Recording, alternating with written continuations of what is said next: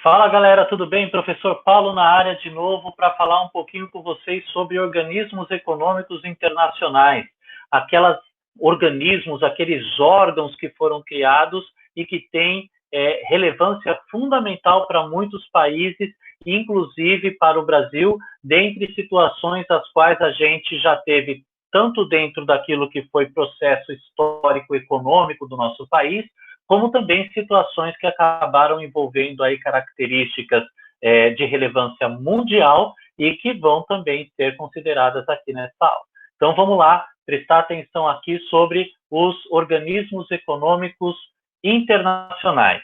Mas, para a gente poder falar sobre isso, é importante que a gente entenda que nós estamos trabalhando uma habilidade do currículo paulista, onde a gente estabelece a diferenciação entre os objetivos e as funções desses diferentes organismos, ou seja, o que eles são e o que eles fazem, para que a gente possa ter um entendimento melhor de como funciona essa ajuda e esse apoio que eles dão para a economia mundial e também como que a gente acaba utilizando desses organismos, qual a relação que nós temos internacionalmente com eles, ok? Então vamos lá, aí a gente está falando do Brasil e no sistema internacional, mais para frente a gente vai falar também sobre blocos econômicos, dentre algumas outras características importantes que vocês, é lógico, vão saber tudo por aqui.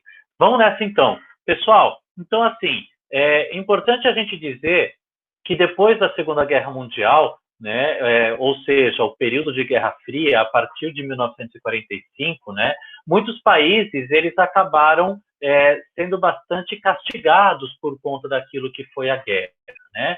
Veja, milhões e milhões de pessoas, além de morrerem, né, tiveram também seus direitos ali ceifados. Eles tiveram ali comunidades que eles moravam que foram destruídas, países tiveram ali, inclusive, cidades que foram devastadas por conta de combates, por conta de bombas, dentre outras situações que acabaram ali atingindo, né, não só as características físicas, mas também culturais, sociais, econômicas, políticas, dentre tantas outras situações. Então, veja, existia na comunidade internacional um sentimento generalizado de que era necessário realmente encontrar uma forma de manter paz entre os países. A Segunda Guerra Mundial, ela foi conhecida inclusive como a guerra que poderia ter sido evitada, ok? Então, qual que foi as situações, né, que acabaram trazendo esse sentimento, né? Eles poderiam, então, esses organismos, né, de ser conhecidos também como instituições multilaterais, que estavam buscando, né, não só fazer com que a ajuda ou o benefício da ajuda estivesse apenas em um determinado país, mas que se pudesse ter, de fato, o maior número de países envolvidos diante dessas relações multilaterais, independente de quais fossem as suas ideologias, de quais fossem os seus meios políticos, de quais fossem suas características sociais. Havia-se, é lógico, que consensos em que se eram determinados ou que se eram ali buscados para poder ter ali dentro de certos organismos países que em tese poderiam, inclusive, de fato ocorreram isso, terem lutado um contra o outro ali durante o período da Segunda Guerra, haja vista que nós temos, por exemplo, né, na ONU, né, Japão e Estados Unidos, e veja que Estados Unidos acabou jogando duas bombas, né, uma em Hiroshima e outra em Nagasaki, e devastou essa cidade, mas fazendo parte ali das mesmas possibilidades de poder se criar algo para se melhorar, né, a condição da população desses locais mais afetados. E é lógico que foram criados em conjunto com as principais nações do planeta, tendo o objetivo de trabalharem em comum. A ideia era essa, era de poder realmente fazer com que eles viessem se unir e que houvesse uma manutenção da paz. Inclusive, a manutenção da paz ela é um dos principais objetivos da ONU, né? Além disso, esses organismos eles apresentam desenvolvimento em diferentes áreas da atividade humana. A gente vai entender isso um pouquinho melhor nos próximos slides. Olha só, quando a gente fala dessa ajuda e daquilo que poderia ser feito para os países, né, uma dessas condições está no FMI, que é chamado Fundo Monetário Internacional. Qual que é o objetivo do FMI? Estimular a cooperação monetária global. Ele também protege a estabilidade financeira, facilita o comércio internacional, ele promove altos níveis de emprego e crescimento econômico sustentável e também ajuda a reduzir a pobreza no mundo. Então, veja, o Fundo Monetário Internacional, ele busca ter todas essas ações que, junto com outros órgãos, acaba se tendo ali a possibilidade de auxílio, de ajuda a vários países no mundo. Ele sozinho não consegue fazer todo o processo que auxiliaria de forma, inclusive, muito mais abrangente os países que, inclusive, mais necessitam de ajuda. Mas ele dá um apoio e ele garante essa estabilidade para que a economia mundial ela possa crescer. Ele foi criado ali em 1945, volto a dizer, 1945 foi o ano em que terminou-se a Segunda Guerra Mundial. Ele é administrado pelos governos de 188 países membros, ok? Quase todos os países do mundo aos quais presta contas. O Brasil é um desses países, ok? Veja, a Organização das Nações Unidas, a ONU, também foi fundada em 1945, ano novamente que é importante a gente lembrar que terminou a Segunda Guerra Mundial. Essas instituições, essas organizações, elas tiveram realmente a intenção de serem criadas com o objetivo de trazer uma condição de favorecimento econômico e desenvolvimento para os países que necessitavam de ajuda no pós-Segunda Guerra. Okay? Então, veja, atualmente ela é composta por 193 Estados-membros, mais do que o FMI, e a ONU, né, e seu trabalho, eles são orientados pelos propósitos e princípios contidos em sua Carta de Fundação.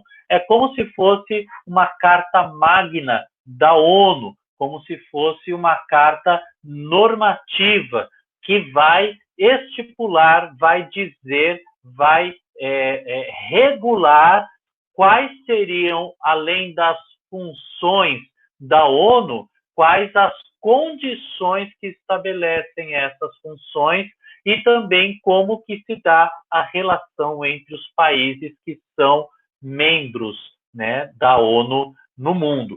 A ONU ela evoluiu ao longo dos anos para acompanhar o mundo em rápida mudança. Então, veja, não foi algo que foi criado apenas para que se pudesse ter ali uma condição muito próxima do fim da Segunda Guerra. Não, ela continua em permanente mudança e essas mudanças elas acabam, inclusive, afetando bastante aquilo que nós temos aí de relações internacionais, ok? Existe um filme chamado Sérgio.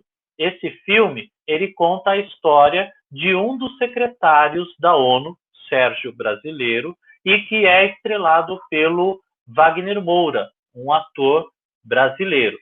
Vale a pena se vocês tiverem a oportunidade de ver, ok?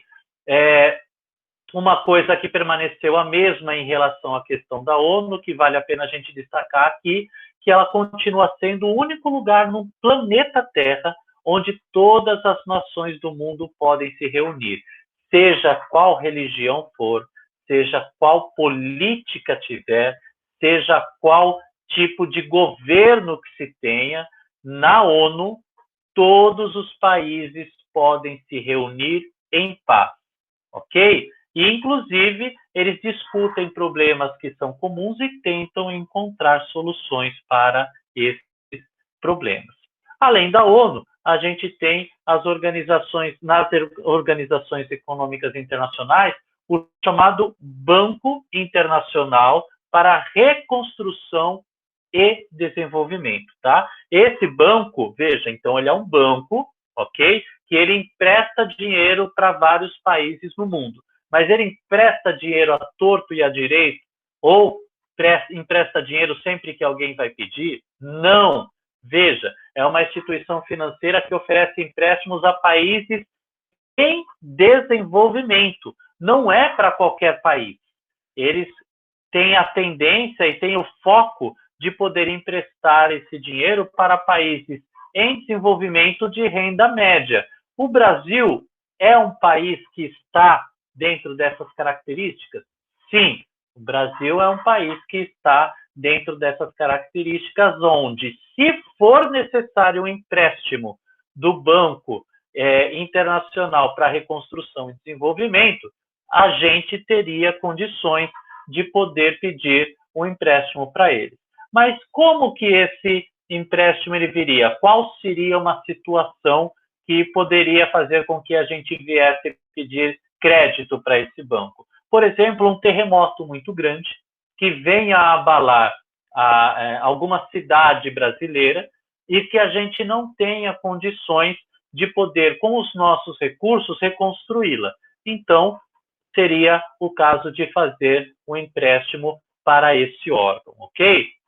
A gente tem também o no Banco Internacional para Reconstrução e Desenvolvimento, a criação dele em 1944. Qual que foi a intenção? Foi a intenção de reconstruir a Europa no pós-Segunda Guerra. Pessoal, depois da Segunda Guerra Mundial, a Europa, ela de fato ficou bastante destruída.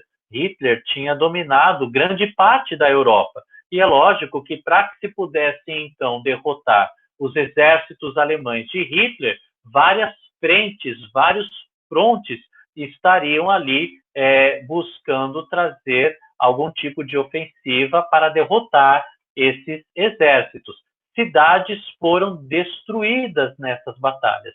E é lógico que dentro dessas características e condições, esse Banco Internacional para Reconstrução e Desenvolvimento seria, né, justamente o banco que foi criado para poder auxiliar os países nessas situações, tá?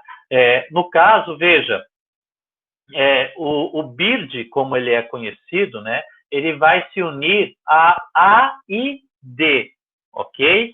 Que é um fundo para os países mais pobres para formar o Banco Mundial. Então, veja, o Banco Mundial, ele se forma a partir da união do BIRD com a AID, ok? Eles trabalham em estreita colaboração com todas as instituições do Grupo Mundial e os setores público e privado nos países em desenvolvimento. Para que eles trabalham? Para reduzir a pobreza e construir a prosperidade compartilhada.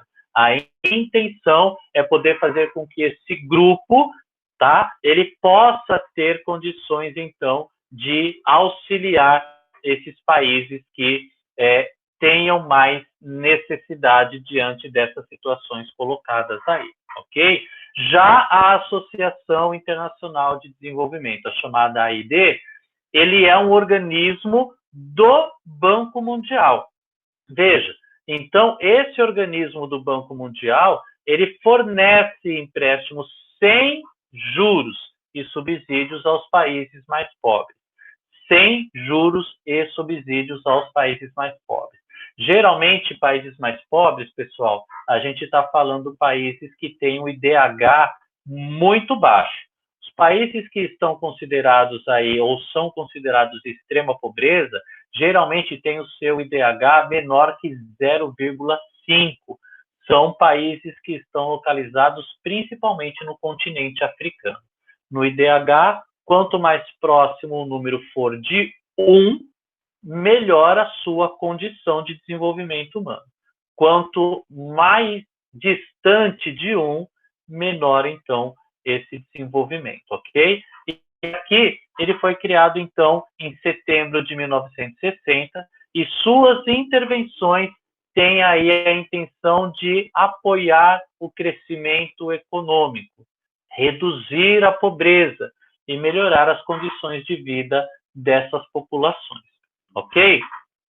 A OMC já é um órgão mais recente. A OMC ela foi criada em 1995 e desde então tem atuado como a principal instância para administrar o sistema multilateral do comércio. A OMC ela que regula todas essas, todo o comércio mundial. A OMC ela vai buscar trazer equilíbrio e regulação de leis, de normas e de critérios que são adotados para que esse comércio mundial ele possa acontecer, ok? E a organização, então, do comércio mundial é uma organização que ela é internacional, global e que trata das regras do comércio. Então, veja, ela não vai necessariamente punir. Existem outros mecanismos que acabam tendo condições de indicar e punir, mas ela vai regular, ela é quem vai ditar quais são as normas para que se haja todo tipo de comércio pelo mundo. Vamos supor que você queira comprar um produto pelo aplicativo de compras aí internacional. E nesse aplicativo de compras, você sabe que o seu produto está vindo da China. Veja, a OMC é o órgão competente que vai determinar quais seriam os impostos, quais seriam as formas legais e quais seriam os circuitos os quais o produto que você comprou deve passar para que ele possa chegar até as suas mãos. Existem normas, existem regras, existem impostos, existem leis, existem prazos, prioridades para que essa condição possa ser estabelecida e esse comércio ele possa ocorrer. A OMC é quem vai regular e ditar tudo isso, ok?